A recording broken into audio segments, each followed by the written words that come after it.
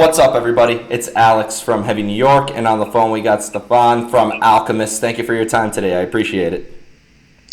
Yeah, I'm so pleased. It's great to be here, man. I'm on the other side of the earth, you know. Yeah, in Copenhagen, or? Yeah, in Copenhagen, in Scandinavia, northern hemisphere. Yep. Well, during this quarantine, these interviews are the only form of socializing I've been personally having. So. Okay. No, I'm working besides being a musician, so yeah. I take care of work.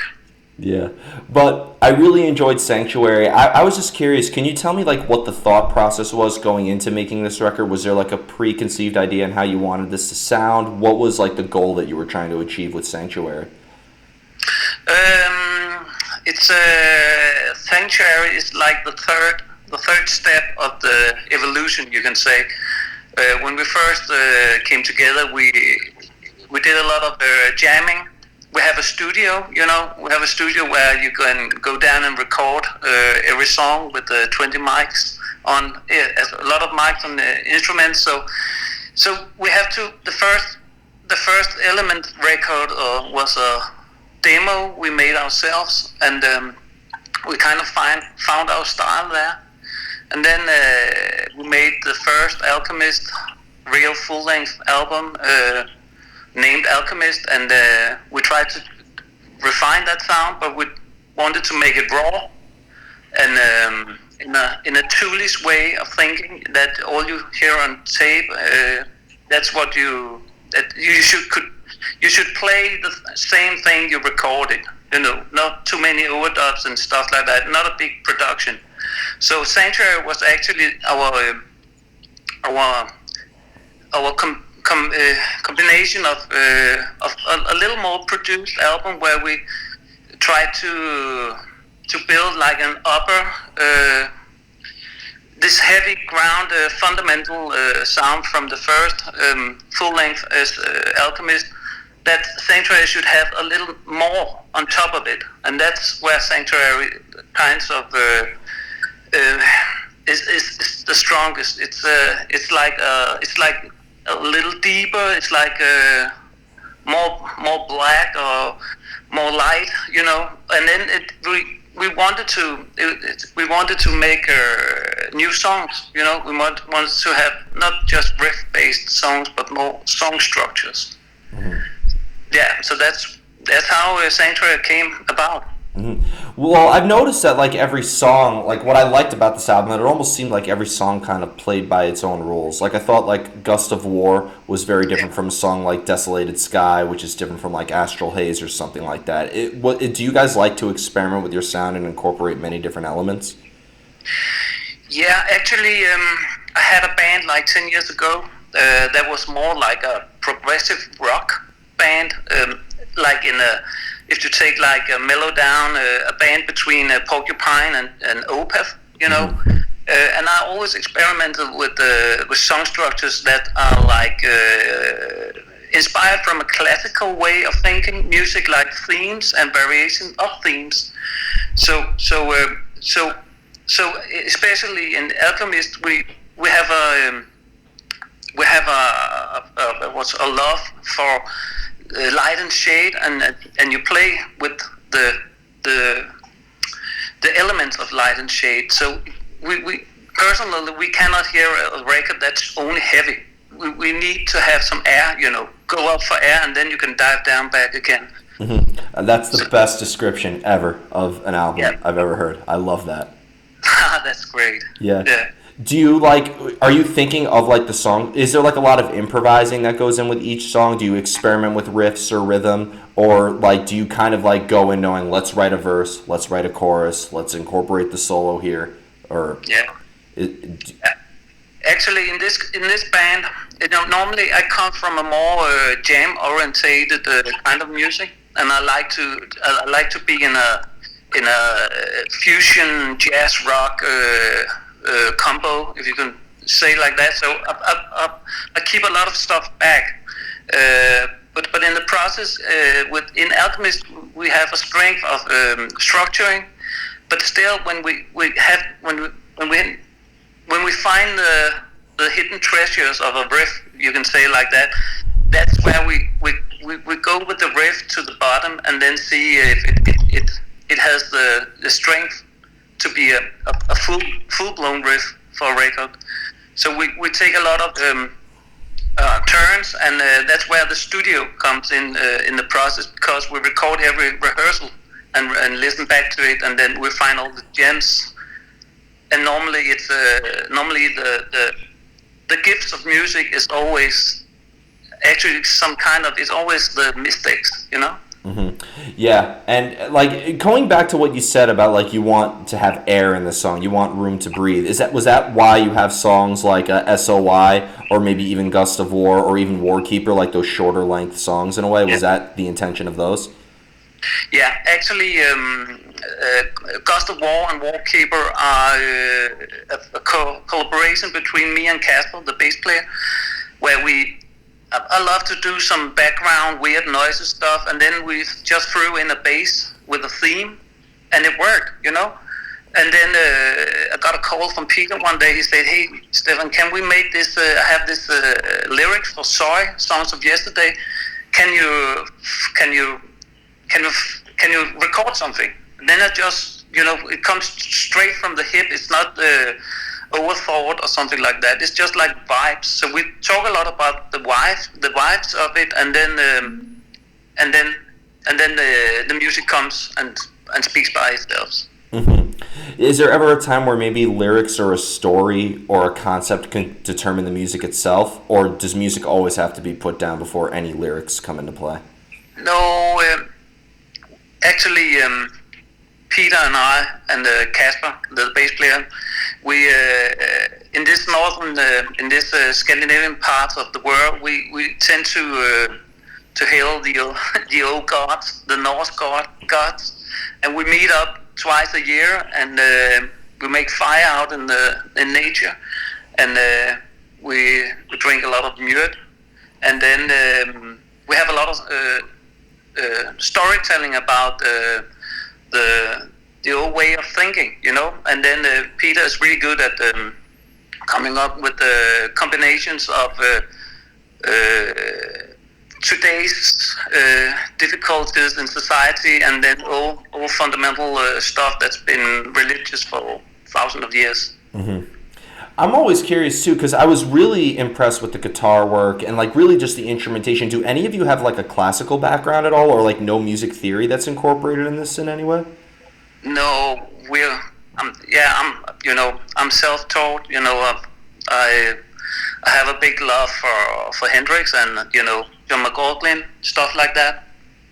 Mahavishnu Orchestra, and just, you know, actually I like a good refrain, you know. I like a good verse, you know, and a good chorus, you know. But still, I like the heaviness of music that you can obtain with, you know, fuzz pedals and loud amps. So no, we just rehearsed the 10,000 days you should do. Fair enough. Yeah. I mean, there's always like I thought that there was like a lot of classical inspiration here. I'm actually kind of shocked to hear that. I mean, however you self-taught yourself, that's awesome. Yeah. It's actually listening to a lot of different music and then combine it and find your own voice. That's how it is, you know. I'm very impressed to hear that, because there's times where like I've talked to bands before and I'm like, oh, let me guess what your favorite band is. The band that you sound exactly alike, but you guys seem to take inspiration from many different sources, which I think is prevalent in your music. Yeah. Actually, Peter, the singer, and I, we have a big love of the mid-70s progressive rock, you know, with the you know, variations of variations and all that stuff, you know. So maybe one day we'll make like a really more prog and doomy record. Yeah, you're a fan of like Adrian Belew or John Anderson from Yes or something like that? Yeah, but you know, it's just not. It's more the textures and the sounds. It's not actually what they play. It's like the print on music. You know, like King Crimson, old Genesis has some beautiful stuff. Marillion, you know that. But when you listen to it can be kind of a little too classical or structured. So we try to combine the pieces that doesn't fit, you know. Mm-hmm. Well, if you don't mind me asking, I'm going to kind of put you on the spot here, but like, can you define what progressive music is to me? Because, you know, people will call a band like Yes or Pink Floyd progressive, but then I've heard people call Opeth progressive music, and now I'm hearing people call Between the Buried and Me progressive music. What do you think is like, what makes something a progressive metal album? Yeah, in my opinion, you know, I have like 10 years ago, I was a big fan of Opeth and stuff like that. And, you know, I loved when they were like more brutal, and then they dive into the classical guitar, you know, that kind of light and shade. That's the progressive part of it for me. But a lot of modern progressive rock is a little too technical, a little too soulless, and it's actually the hardest part is to put in the soul and have this kind of vibe where you just doesn't hear all the changes and the riffs, but the song is a song, you know. Mm-hmm. So the progressive part is actually making it fit together like a classical piece of music. Mm-hmm. That's a good way of putting it. And you know, because a lot of people think progressive music is just music that's like 20, where each song is like 27 minutes long. No. Yeah. No. Yeah. Yeah. Song lengths do not make it proggy. Yeah, no, it's just boring, you know. Yeah. I played in a lot of jam bands when I was younger, and you know, I got tired of listening to myself jamming. So, you know, enough is enough, you know, and then you start playing, making music. Yeah. Yeah, but now this leads me into my next question, which is probably the most difficult one of the whole interview. But you have a song like Astral Haze that's, 9.5 minutes long, but then you have a song like The Dead that's 6 minutes long, and then Songs of Yesterday that's just under 2 minutes. How do you know when a song is done? Yeah, it's actually because when I write music, you know, I always end up like combining 3 numbers in one, you know. And it's like reading a book with 3 chapters, you know. So to get it done, you have to like walk the miles, you know, of the riff. But a song it's quite hard to write a short song. And if you really, you know, if you want to have a lot of textures in it. So a song is finished when it's just a feeling, you know. It's we never think about how long it is. So yeah. Mm-hmm. That's a good way of putting it. And the final question I wanted to ask you is, because all of you guys are based in Copenhagen at the moment, right? Yeah. Yeah. So is there like currently an active scene? I just interviewed a deathcore band from Copenhagen called Cabal, and I heard that there's a great scene out there, but I'm actually getting many different opinions on it. I hear people say that it's not that big because, you know, Denmark is a very small country, and I hear that it's amazing. For you, how is the Copenhagen scene? Actually, we're on this label in Disciplinarian, and they have a band called Solbrud. And it's first time I ever heard like death metal or transcend into something meditative, you know. So something is at work here, you know. We have the Swedes just around the corner with all their great Entombed and Opeth and stuff like that. But we have, you know, the Swedes have, you know, it's a vast big country, you know. There's a lot of kilometers between them, you know. We're a little country, we're close together, so it's another dynamic of the society. Mm-hmm. And it's hard to stand out in Denmark. I think the scene in Denmark is there's a lot of band who sounds like all the others. Mm-hmm. Yeah, and that's where, yeah. Yeah, I think sometimes you could say that about like any scene though. Like Seattle, everybody's gonna think grunge. New York, everybody thinks hardcore. Tampa, everybody thinks death metal. So, But do you try to like go, since you're close enough to Germany and other countries? Do you try to play outside Denmark more? Yeah, Actually, we had planned to move to play German shows this fall, but everything has of the Corona thing. So yeah, we're trying to get out and have some fly-in dates or van or something like that.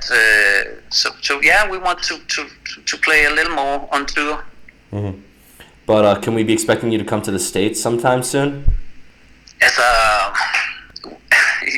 our bass player, Casper Luke, he wants to he wants to do it right now, Mm-hmm. and yeah, we really want to do it, but it's part of, we have families and we have jobs, so we're not like a touring band for months, so it has to fit into the personal life.